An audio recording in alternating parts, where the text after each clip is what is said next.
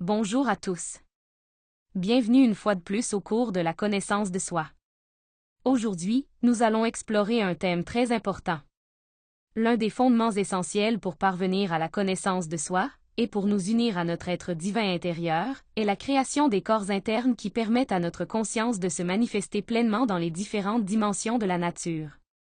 C'est uniquement grâce à ces corps que nous pouvons accomplir le chemin de retour vers notre Père, vers notre propre être intérieur. Et pour créer ces corps internes, la chasteté est absolument nécessaire. La chasteté est une vertu que l'on ne peut récupérer qu'à travers le travail que nous réalisons sur notre propre luxure. Pour cette raison, l'objectif de la conférence d'aujourd'hui est de reconnaître certains des défauts lubriques que nous devons comprendre et éliminer afin d'atteindre la véritable chasteté. Commençons par clarifier ce qu'est vraiment la chasteté, car souvent nous avons des idées erronées à son sujet. On croit très souvent que la chasteté est la même chose que le célibat, mais cela est complètement faux. En réalité, le célibat va même dans la direction opposée. Le célibat cherche Dieu en s'éloignant du sexe.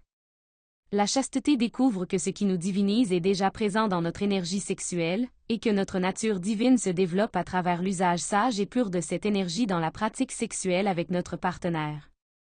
Ainsi, la chasteté est exactement l'opposé de la luxure. C'est la non-perte de l'énergie sexuelle, dans toutes les situations et par tous les moyens. C'est la capacité consciente de vivre l'union sexuelle avec le partenaire sans jamais atteindre l'orgasme ni l'éjaculation, mais en faisant toujours monter l'énergie sexuelle le long de la colonne vertébrale jusqu'à la tête. La force de la chasteté naît lorsque nous comprenons la véritable valeur de notre énergie sexuelle, et que nous éliminons les multiples détails de la luxure qui habitent en nous. Ces mois lubriques nous poussent constamment à expulser cette énergie, et dans certains cas ils nous la font même perdre de manière involontaire, comme cela arrive pendant les émissions nocturnes. Nous devons donc être très clairs. Si nous voulons atteindre la chasteté, nous devons commencer un travail d'observation, de compréhension et d'élimination de nos mois lubriques. Ce n'est que grâce à ce travail que nous développerons à la fois le contrôle nécessaire de notre appareil sexuel et la pureté de notre énergie, afin que le feu sacré de la Kundalini puisse s'éveiller en nous et s'élever le long de la colonne vertébrale pendant la pratique du suprasexe avec notre partenaire. Lorsque nous parlons du feu sexuel, il est important de se rappeler qu'il existe deux types de feux bien distincts. Le premier est le feu de la conscience, le feu sacré de la Kundalini, qui s'élève victorieusement à travers la colonne vertébrale lorsque la chasteté est atteinte. Cette ascension devient possible lorsque nous ne répandons plus notre énergie sexuelle, parce que nous avons éliminé le moi fornicateur. Le deuxième type de feu est le feu de l'ego, le feu produit par la fornication. Chaque fois que nous répandons notre énergie sexuelle, ce feu inversé se renforce. C'est ce feu inquiet, anxieux, que nous ressentons comme désir sexuel lorsque la luxure s'active en nous. Dans les mondes internes, ce feu inversé apparaît sous forme d'une queue, connue comme l'organe kundartigateur, la même queue représentée dans de nombreuses œuvres artistiques où l'on voit les démons. En réalité, nous tous avons nourri et épaissi cette queue au cours de nos nombreuses existences à cause de la fornication. Dans le monde astral, cette queue est visible, et c'est uniquement grâce à la chasteté et à l'ascension de la Kundalini que nous pouvons mettre fin à cette queue satanique. En fait, le mot même Kundalini signifie à la fin du kundartigateur. Le feu du kundartigateur est un feu désespéré et agité. Il nous remplit d'anxiété et nous pousse à chercher un soulagement à travers la masturbation ou en cherchant quelqu'un capable de nous exciter jusqu'à répandre l'énergie sexuelle. C'est un feu saturé de luxure. Le feu de la Kundalini, au contraire, est un feu serein et élevé. Il nous permet de faire monter l'énergie sexuelle pendant l'union sacrée avec le partenaire. C'est le feu qui naît de la chasteté.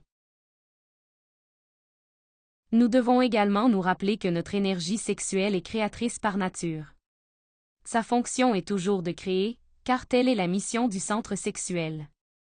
Cela signifie que chaque fois que nous vivons l'union sexuelle, cette énergie réalisera un processus créateur. Par exemple, lorsqu'un homme et une femme s'unissent avec l'intention d'avoir un enfant, l'union du spermatozoïde et de l'ovule aboutira à la création d'un bébé physique. Un seul spermatozoïde suffit pour cette création. Mais tous les autres spermatozoïdes expulsés lors de l'éjaculation créeront aussi, et ce qu'ils créent ce sont de nouveaux agrégats psychologiques, de nouveaux détails de l'ego. Et le même principe s'applique à la femme. Elle possède également une énergie sexuelle créatrice, son propre sperme féminin. Lorsqu'elle atteint l'orgasme et expulse cette énergie, cela crée aussi en elle de nouveaux détails de l'ego, qui deviennent ses défauts psychologiques. Ainsi, chaque fois que nous atteignons l'orgasme ou l'éjaculation, nous multiplions notre ego et nous plongeons encore plus profondément notre conscience dans le sommeil. Chacun de nos défauts psychologiques a été créé par l'expulsion de l'énergie sexuelle créatrice en dehors du temple qu'est notre corps physique.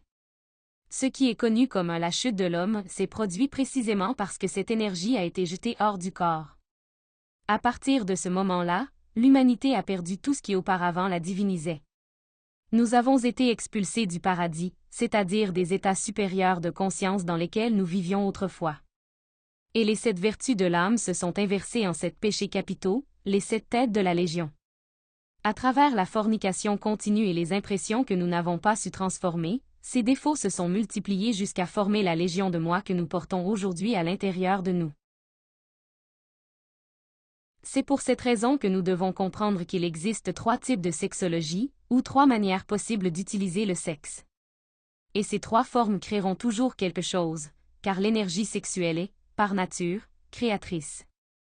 Le premier type de sexologie, celui que nous enseignons et encourageons, est le suprasexe, ou la magie sexuelle. C'est le sexe pour la régénération. À travers cette forme de sexualité, nous récupérons notre état divin perdu. De la même manière que l'humanité est sortie du paradis par la porte du sexe, c'est par cette même porte qu'elle doit revenir.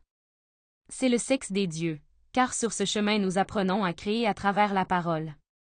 Et grâce à la pratique du suprasexe, les enfants de lumière sont créés en nous, c'est-à-dire les corps existentiels de l'être, qui nous permettent de naître dans le monde spirituel. Le deuxième type est le sexe normal, le sexe pour la génération, dont l'objectif est de donner naissance à un nouvel organisme physique afin que l'espèce puisse continuer. Il est essentiel de comprendre que même dans le sexe normal, lorsque l'intention est de concevoir un enfant, l'expulsion du liquide séminal n'est pas nécessaire. Des millions de spermatozoïdes n'ont pas besoin d'être perdus lorsque seul un est requis.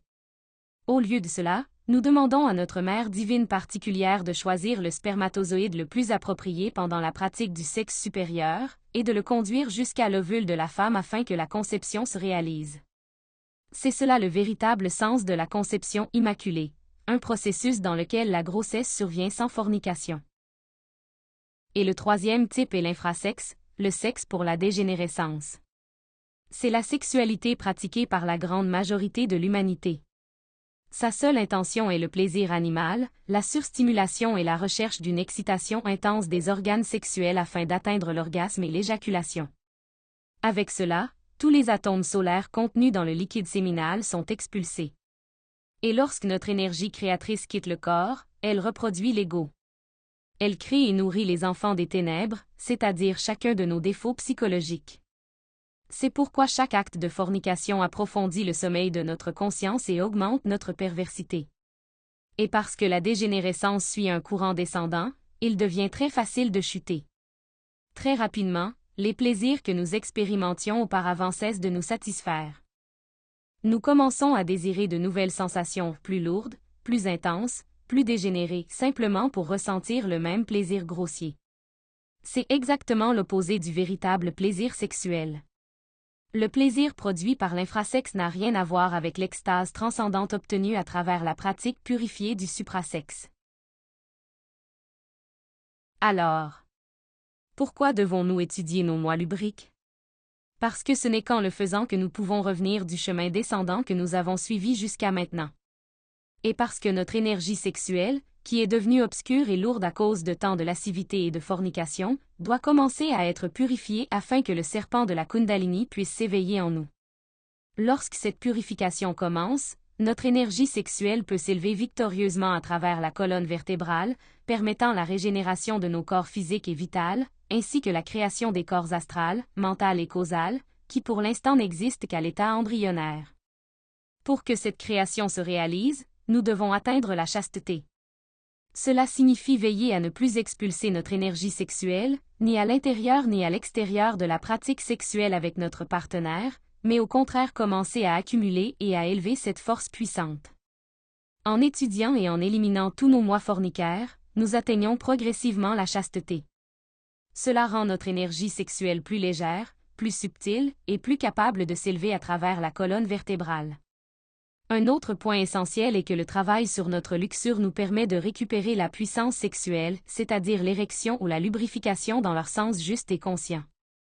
Beaucoup de personnes souffrent déjà d'une impuissance sexuelle totale à cause des dommages causés à leur appareil sexuel par l'infrasexe et la masturbation, ainsi qu'en raison des conséquences karmiques accumulées au cours de nombreuses existences de dégénérescence sexuelle. La puissance sexuelle peut être totalement restaurée par l'élimination des mois de la fornication, qui en furent précisément la cause. Il est également nécessaire de faire des négociations objectives avec la loi divine, en payant ce karma en aidant l'humanité à recevoir cette connaissance, afin que d'autres puissent aussi avoir l'opportunité de se régénérer. Et au fur et à mesure que la puissance revient, les organes sexuels seront revitalisés grâce à la pratique du suprasexe. Mais même ceux qui pensent ne pas souffrir d'impuissance en souffrent en réalité, car leur puissance sexuelle est conditionnée par les mois de la luxure.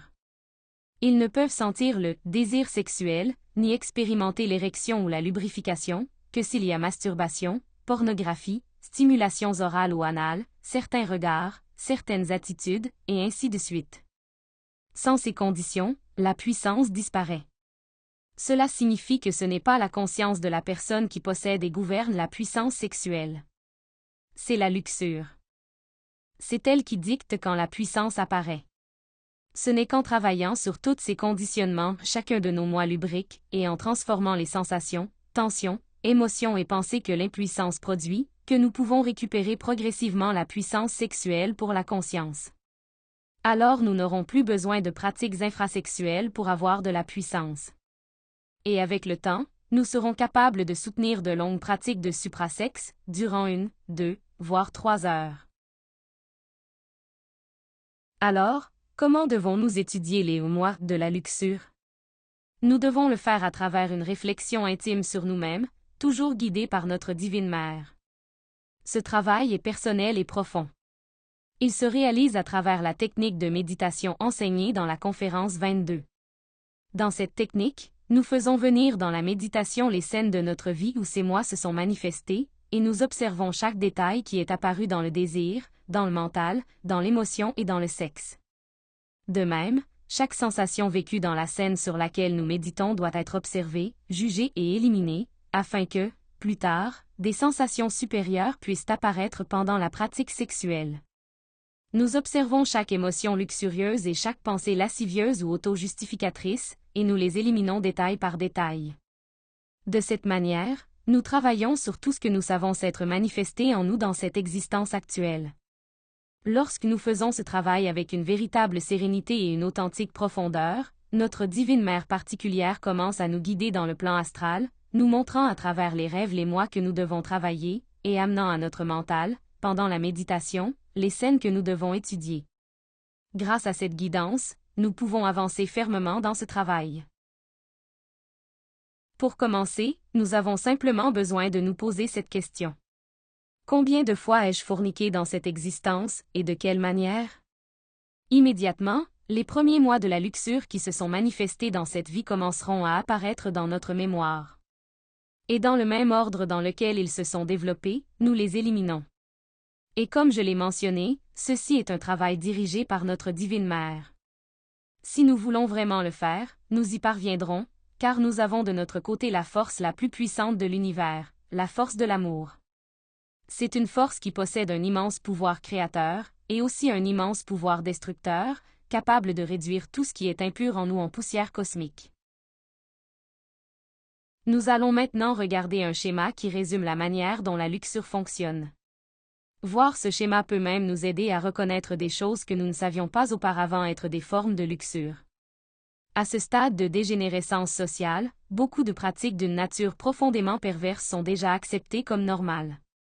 La première chose à comprendre est que la luxure, comme tous les mois, se manifeste à travers les 3 têtes traîtresses, que nous étudierons en détail dans la prochaine conférence, le désir, le mental et la mauvaise volonté. Pour nous faire accepter de la satisfaire, la luxure commence par nous faire ressentir un désir. Elle active le feu de l'ego, créant l'impulsion de chercher une stimulation sexuelle afin d'arriver à la fornication, c'est-à-dire l'expulsion de l'énergie sexuelle. De cette façon, la luxure assure la survie de tout l'ego, car tant que nous continuons à répandre notre énergie sexuelle, l'ego aura toujours de la nourriture. Pour que cela se produise, le deuxième traître collabore, le mental égoïque. Il murmure des excuses et des justifications, nous convainquant d'expulser notre énergie sexuelle. Et par cela, nous finissons par tomber dans la mauvaise volonté, qui est l'action directe de forniquer. Voilà le but ultime de la luxure. Par conséquent, si nous voulons atteindre la chasteté, nous devons réaliser un travail intense d'auto-observation, de compréhension et d'élimination du moi qui cherche à expulser l'énergie sexuelle du corps, ce que l'on appelle la fornication. Forniquer signifie répandre l'énergie sexuelle créatrice sous n'importe quelle forme. Et nous tombons dans la fornication chaque fois que nous arrivons à l'orgasme et à l'éjaculation. Le moi de l'orgasme doit aussi être travaillé. Ce moi est formé de nombreuses justifications, concepts, émotions et sensations qui nous poussent à rechercher l'expérience qui libère l'énergie sexuelle. Il existe 3 voies à travers lesquelles nous arrivons toujours à ce point: la masturbation, les émissions nocturnes et le sexe vaginal. Voyons chacune de ces choses en détail, afin de pouvoir identifier certains des moi lubriques qui les composent. Cela nous encouragera à réaliser notre propre étude, pour découvrir de quelle manière ces défauts se sont manifestés et continuent de se manifester en nous, afin que nous puissions les éliminer. Examinons maintenant la masturbation. Le moi masturbatoire est celui qui stimule l'appareil sexuel afin de provoquer l'orgasme, soit en soi-même, soit chez une autre personne. C'est un défaut psychologique qui doit être éliminé de toute urgence de notre psychologie si nous voulons vraiment commencer un processus de régénération. La masturbation est l'une des manières les plus courantes par lesquelles les personnes commencent à expulser leur énergie sexuelle. L'imagination mécanique joue un rôle très important dans cela, car il est très fréquent que les gens imaginent une personne avec qui ils fantasment être en train d'avoir des relations sexuelles pendant qu'ils se masturbent. Cela conduit au développement d'une entité psychologique très forte qui, dans le cas des femmes, est connue sous le nom d'incube, et dans le cas des hommes, sous le nom de succube. À travers la masturbation constante, cette entité psychologique, incube ou succube, peut conduire une personne au célibat, à ne plus vouloir de partenaire, ou à sentir qu'elle n'en a pas besoin. Elle peut aussi la conduire à l'homosexualité. Et ce défaut peut tellement se nourrir que, grâce au pouvoir créateur de l'imagination combiné avec le potentiel créateur de l'énergie sexuelle, il peut même arriver au point de se matérialiser physiquement. Cette entité se développe chaque fois que la personne se masturbe et évoque une figure, généralement du sexe opposé, pour s'exciter. Ainsi, elle crée et renforce cette terrible entité, qui ensuite l'asservit au vice de la masturbation. C'est cette même entité qui apparaît souvent dans les rêves pour avoir des relations sexuelles avec la personne, provoquant des émissions nocturnes afin de se nourrir de cette énergie sexuelle. Malgré ce que les médecins modernes, les sexologues et d'autres peuvent dire, la vérité est que la masturbation est une pratique pernicieuse et nuisible. Mais, pour la justifier, nous nous convainquons qu'avec modération elle est utile ou bénéfique, alors qu'en réalité, du peu n'est le beaucoup. Peu à peu, nous nourrissons cette entité psychologique jusqu'à ce que la masturbation devienne un vice pervers, apportant des conséquences terribles comme l'impuissance, l'éjaculation précoce, le célibat et l'homosexualité. Il existe 2 types de masturbation, et nous devons examiner les 2 attentivement afin d'éliminer tous les détails que nous avons nourris dans cette existence. Ce sont la masturbation solitaire, qui est l'autostimulation sexuelle, et la masturbation collaborative, lorsque nous recherchons la collaboration d'une autre personne pour nous stimuler sexuellement. Dans la masturbation solitaire se développe le moi auto-homosexuel, car chaque fois que nous nous stimulons, nous excitons évidemment une personne du même sexe que nous-mêmes. Cette action normalise l'idée d'exciter sexuellement une personne du même sexe. Ainsi, la masturbation devient, en principe, ce qui conduit ensuite beaucoup directement à l'homosexualité. Et ici, il est nécessaire de clarifier quelque chose d'important. Dans cet enseignement, nous parlons de l'homosexualité comme d'un défaut, non pas d'un point de vue social ou moral, mais d'un point de vue ésotérique. Le but sacré du sexe est double, reproduire l'espèce, et permettre la création interne des corps supérieurs de l'être. Pour ces 2 objectifs, la collaboration des 2 polarités opposées et le masculin et le féminin est absolument nécessaire. Sans l'union de ces deux forces complémentaires, ni la reproduction physique ni la création spirituelle intérieure ne sont possibles. C'est pourquoi, dans ce contexte, lorsqu'un moi dévie l'énergie sexuelle vers sa propre polarité, il est considéré comme nuisible pour le travail de régénération. La masturbation s'accompagne habituellement d'un autre détail de la luxure, la pornographie. La pornographie est aussi un défaut que nous devons étudier en méditation pour l'éliminer, car elle contamine le mental et nous asservit jusqu'à devenir un vice terrible. Lorsque nous travaillons pour éliminer le moi masturbatoire, il est également nécessaire d'examiner les méthodes que nous avons utilisées pour nous stimuler, car chaque méthode constitue à elle seule un détail spécifique de ce moi. Si nous avons utilisé un dispositif ou jouet sexuel, vagin ou sexe artificiel, vibrateur, godemiché, poupée gonflable, etc. Nous devons étudier tous ces détails et les éliminer. Concernant la masturbation collaborative, elle inclut stimuler les autres manuellement et être stimulé par eux. Elle inclut également ce que l'on appelle communément le sexe oral et le sexe anal, qui ne sont pas de véritables formes de sexe, car le sexe n'existe que lorsque l'organe masculin entre dans l'organe féminin. Par conséquent, dans ces cas, ce qui a réellement lieu, c'est la masturbation orale et anale, des actes qui développent inévitablement le moi homosexuel. Ainsi, il est nécessaire de travailler sur ces défauts, en revoyant en méditation les scènes dans lesquelles nous les avons nourris dans cette vie, si cela a été notre cas. Il existe même des formes encore plus lourdes de masturbation, comme utiliser des animaux pour la stimulation sexuelle, ce que l'on appelle la bestialité, et utiliser des cadavres pour le même but, ce que l'on appelle la nécrophilie. Chaque personne doit voir, de manière individuelle, jusqu'où elle est descendue sur son chemin de dégénérescence avec ce moi masturbatoire, et travailler dans une autoréflexion profonde sur tous les détails qu'elle a nourris dans son existence. Voyons maintenant ce qu'est l'émission nocturne. Une émission nocturne est simplement la perte de l'énergie sexuelle pendant le sommeil. Et pourquoi cela se produit-il?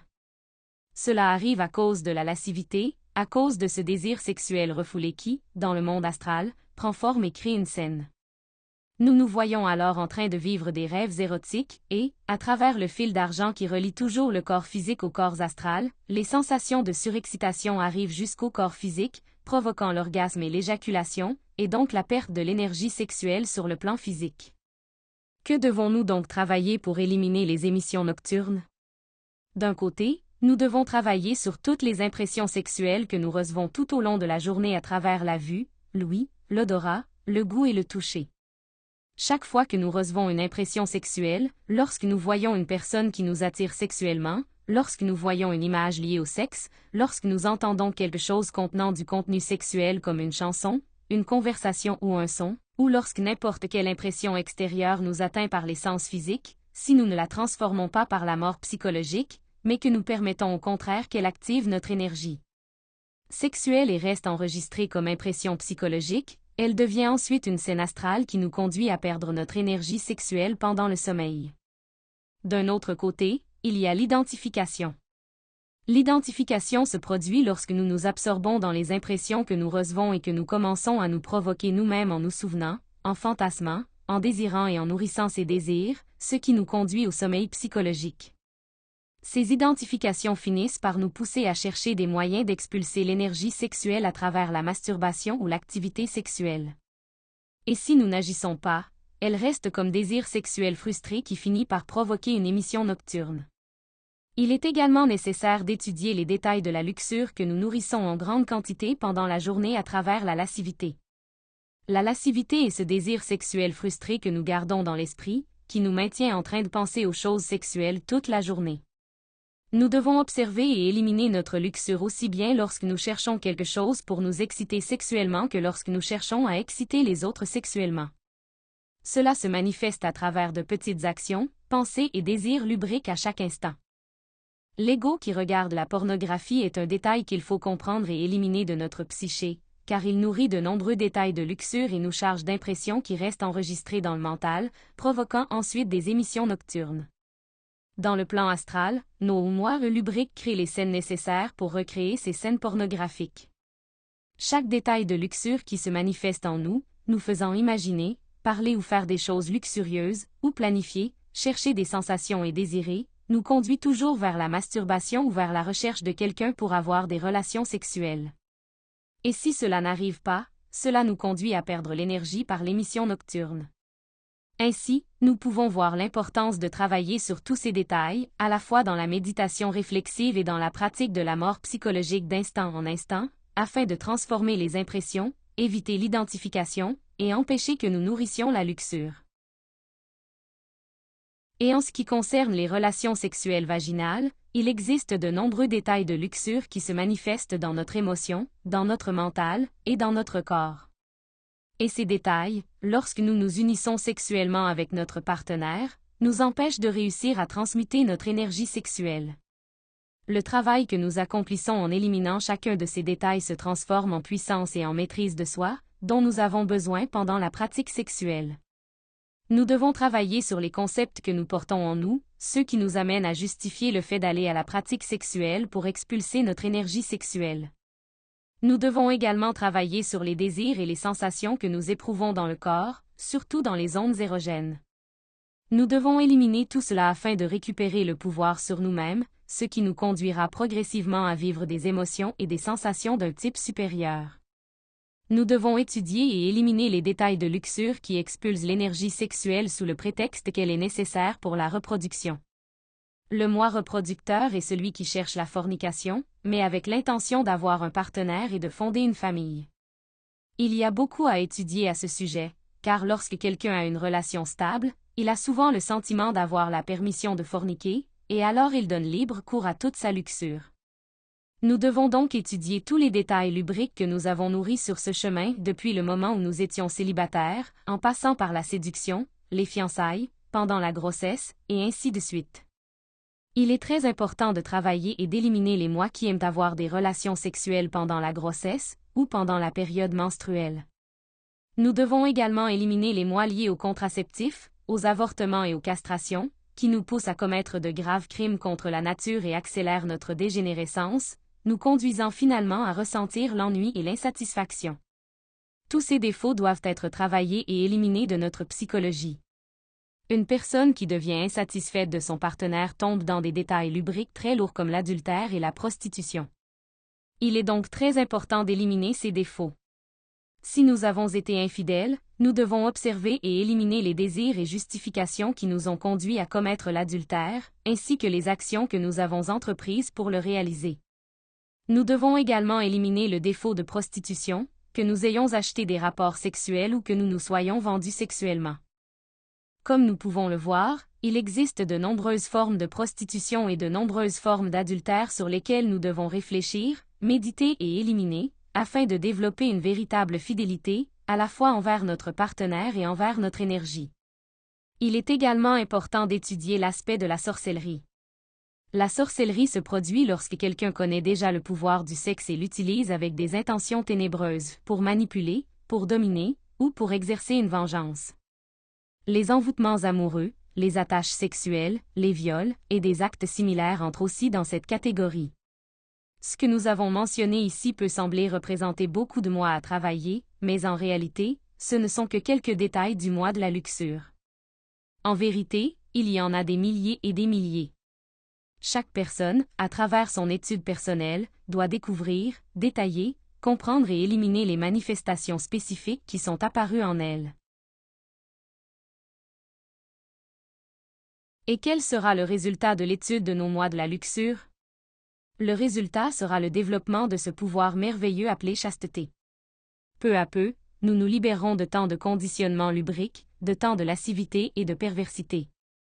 Nous laisserons derrière nous cet état dégénéré et affaibli dans lequel nous nous trouvons aujourd'hui, où le simple fait de voir ou d'entendre quelque chose de sexuel suffit à activer toute notre luxure. Et nous entrerons progressivement dans un état de pureté et de maîtrise de soi. Dans certains de ces mois, nous serons témoins du processus de mort psychologique, car dans le plan astral nous verrons des animaux, des bêtes et des entités et les représentations internes de ces agrégats psychologiques mourir. Dans le plan astral, il est aussi possible de nous voir en train de nous laver les cheveux, et de voir nos cheveux pousser. Dans le monde astral, les cheveux symbolisent la chasteté. D'autres défauts seront retirés de notre colonne vertébrale et jetés dans l'abîme, pour être complètement éliminés dans le travail de la deuxième montagne.